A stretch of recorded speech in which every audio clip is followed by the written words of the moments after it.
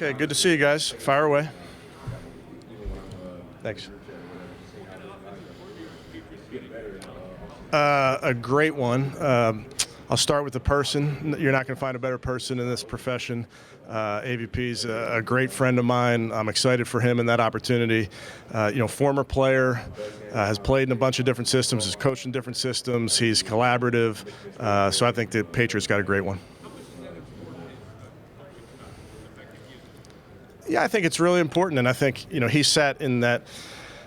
That view from that quarterback position when you're playing is pretty unique, and I think he sees it through the eyes of those players, and I think he constructs the system through the eyes of those guys, which is so important.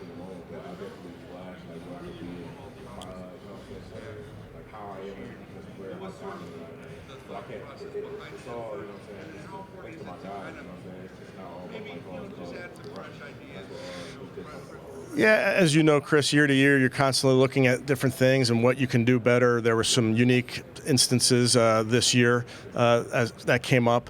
Obviously, there's a bunch of new people in our room, which I view as a positive. And the conversations that we've had already have been, great. I think Ken's done a great job with the new coaches, but to have Deuce in there, to have Tommy Reese, Andy Dickerson, Roy, these are guys that come from different perspectives, obviously different teams, different schemes. So we're still in the infancy of putting it back together. We're actually meeting here. Ken has the guys meeting while they're here at the Combine. He's working them hard.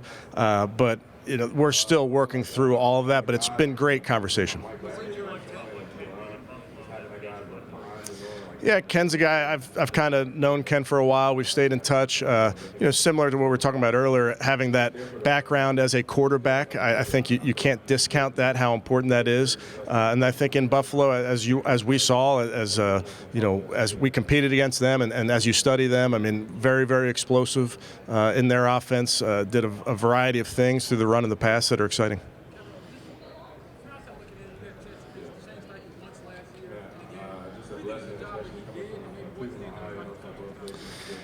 Shane's outstanding. Again, a guy that I've known for a long time. I think Shane has done a great job of implementing an offense that really suits his players, the skill sets of his players. I can speak from experience with us playing against him this year. They're very difficult to defend. They put you in conflict quite a bit through their run and pass game.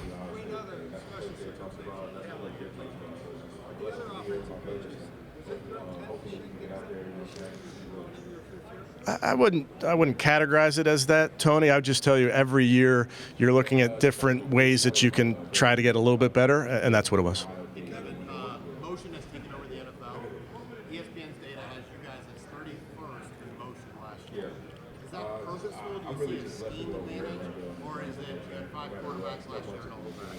Yeah, I'd hesitate to look in too much to last year in that regard. I think motion, speaking of conflict, I think it can make life really hard on the defense. I speak from experience. When that picture's changing pre-play, it can make it really a challenge. You can put your receivers in advantageous positions via motion. I think what Coach McDaniel did in Miami was really those were new things that are now you're going to see that throughout the league. But there's certainly elements to it. I think what we talk about a lot is you want to shift and motion with a purpose. You don't want to do it just to do it. But if there are opportunities to create advantageous looks for you, you certainly want to do it. Kevin, first of all, thank you for the time. Yeah. How tough is it to part ways with Bill Callahan, and what's your Titans fans expect? Practice game? Yeah, Coach Callahan is a person that I have a tremendous amount of respect for. Forget on the field. I'll talk about on the field in a second, but just off the field, Coach and I spent a lot of time together. I know what he's about. I know how he coaches. I know how he treats people. So he was a huge influence on me as a person and as a coach. As a coach, he's a great player. His history with different players and his reputation really speaks for itself, but very hard worker. I promise you those offensive linemen down there in Tennessee will be working very hard.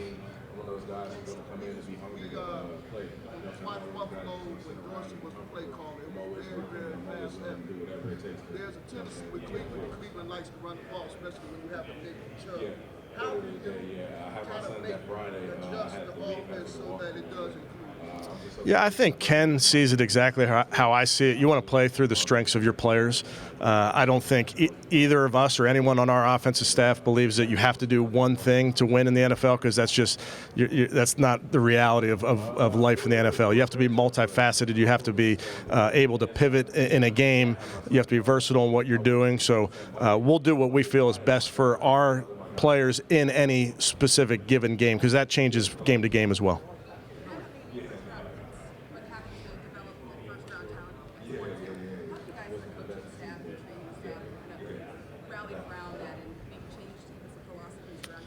Yeah, it's a good point, Cam. I think you're always trying to be intentional about your development of your players.